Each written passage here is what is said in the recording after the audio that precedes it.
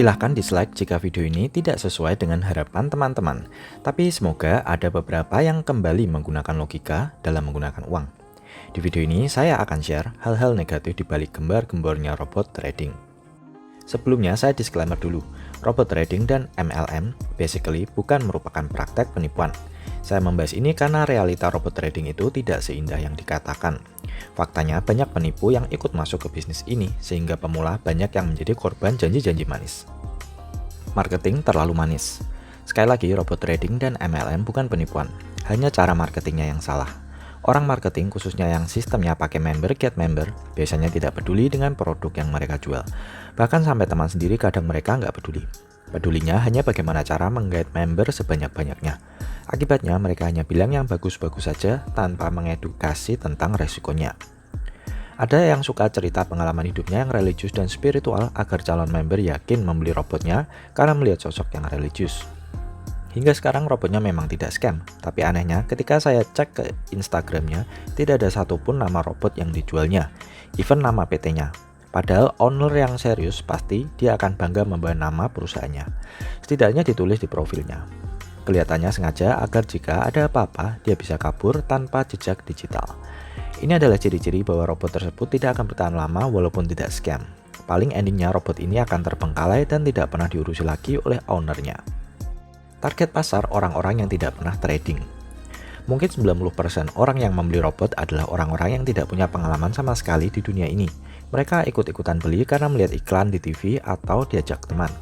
Perusahaan penjual robot tidak akan mau beriklan di komunitas trader-trader yang sudah berpengalaman. Algoritma simple. Karena saya penasaran, saya sering melihat review-review robot trading yang banyak dibahas di YouTube. Setelah mengamati beberapa algoritma atau sistem bagaimana robot itu bekerja, saya mendapati bahwa ternyata sangat simpel. Bahkan level dasar analisa teknikal seperti buy on breakout, beli saat MA crossing, dan yang paling sering adalah martingale.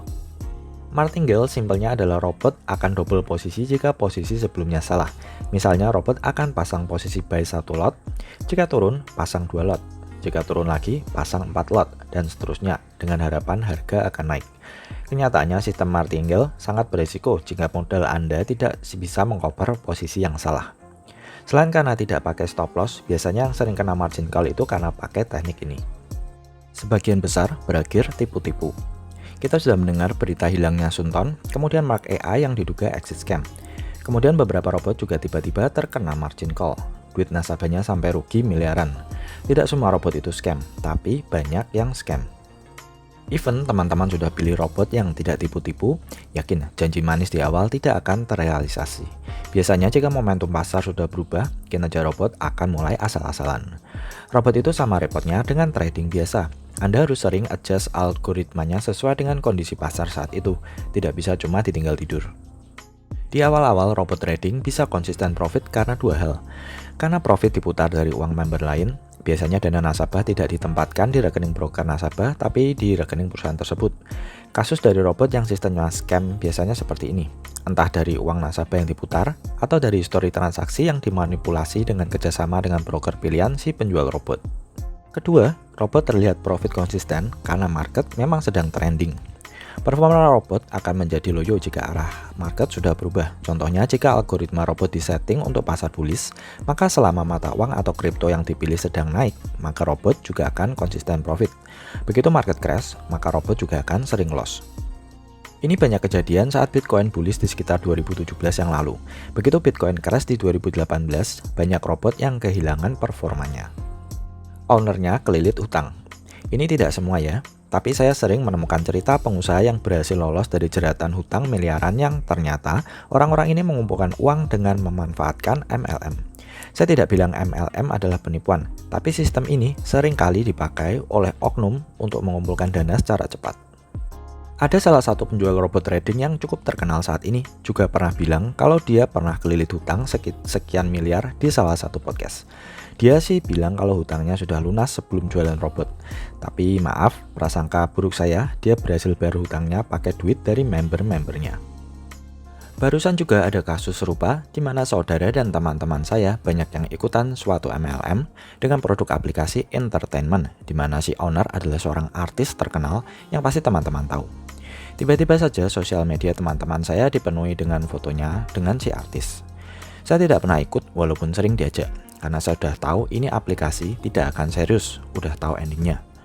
Waktu itu cukup sering sih si artis mengadakan seminar yang wah dengan gala dinner yang mewah di Jakarta. Dan benar, cuma berselang sekitar 1 tahun, tiba-tiba aplikasi yang jadi bahan jualan MLM tersebut tiba-tiba berganti bisnis menjadi bisnis pembayaran utilitas listrik, air, dan telepon. Alasannya sih menambah lini bisnis. Nah, gimana ceritanya dari aplikasi media entertainment kok jadi aplikasi pembayaran utilitas? Singkatnya, setelah itu pelan-pelan MLM tersebut mulai hilang dan tidak ada kabarnya lagi. Beberapa bulan setelahnya, tiba-tiba si artis muncul di berbagai media hiburan dan podcast bercerita tentang keberhasilannya membayar hutang belasan miliar. Ceritanya sih karena dukungan keluarga, pasangan, dan kerja keras. Walaupun saya tidak bisa membuktikan dia bayar hutang itu pakai apa, tapi jika dirunut-runut, kok kebetulan saja pas. Kalau sudah tahu bahwa produk yang dijual tidak sesuai deskripsi, mbok ya jangan dijual. Lagi-lagi orang-orang yang tidak tahu apa-apa yang menjadi korban. Tidak semua MLM pasti nipu, tapi pengalaman saya bisnis model begini mau produk apapun termasuk robot trading paling sering disusupi manusia-manusia model begini. Perusahaan baru berdiri sebentar. Coba cek, perusahaan penjual robot tersebut sudah berdiri berapa tahun? Saya yakin kebanyakan pasti tidak lebih dari 2 tahun.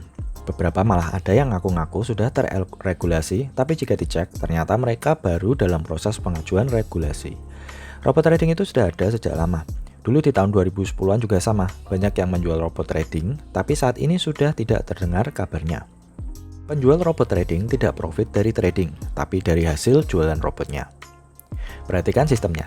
Saat beli robot, teman-teman akan membayar biaya untuk robotnya. Ada yang sekali di awal, ada yang sistem langganan per tahun, ada juga yang plus bayar biaya membership setiap bulan. Setelah itu, ketika deposit dan withdraw, teman-teman akan dikenakan rate yang sudah mereka tentukan. Hitung selisih dari rate deposit dan withdraw. Pasti ada jarak yang cukup lebar. Penjual robot juga mendapatkan profit dari situ. Teman-teman juga biasanya akan kena profit sharing. Jika profit, maka profit tersebut akan dibagi sekian persen untuk mereka. Tapi, jika loss, teman-teman sendiri yang nanggung. Belum juga rasio risk rewardnya yang aneh. Ada robot trading yang set profit 1%, tapi pasang stop loss di 5%. Kalau menang Anda dapat 1, kalau rugi Anda loss 5. Return tidak masuk akal, tidak ada yang bisa konsisten. Kalau bisa konsisten, mending jual ke kelas institusi.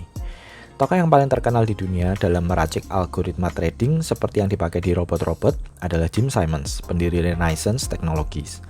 Ini adalah perusahaan tertutup yang mengelola dana para investor privatnya. Berapa return rata-rata per tahunnya? 60% setiap tahun dalam 30 tahun terakhir. Dengan kata lain, kira-kira 5% per bulan. Warren Buffett, investor saham nomor 1 dunia, walaupun tidak main robot trading, memiliki return rata-rata sejak 1965 sebesar 20% setiap tahun. Tidak ada tokoh dari dunia trading maupun investasi yang jualan software atau robot. Kalaupun ada dan sistemnya jalan seperti Jim Simons tadi, pasti mereka akan go private dan tidak diumbar-umbar atau malah dijual pakai model MLM. Nah, ini ada orang-orang yang nggak tahu dan nggak jelas asal-usulnya track recordnya di pasar, tiba-tiba muncul jualan robot trading yang dia klaim bisa menghasilkan return 1% setiap hari atau 30% setiap bulan, atau 360% setiap tahun. Mau tahu berapa uang yang bisa dihasilkan dari return 360% per tahun? Jika kita taruh dana $1.000 sekali di awal atau sekitar 14,5 juta rupiah, maka dengan return 360% per tahun secara compounding, di tahun ke-10 uang $1.000 tadi akan berkembang menjadi lebih dari 47.000 triliun dolar. Jauh lebih kaya dari Jeff Bezos yang kekayaannya sekitar $200 miliar saja.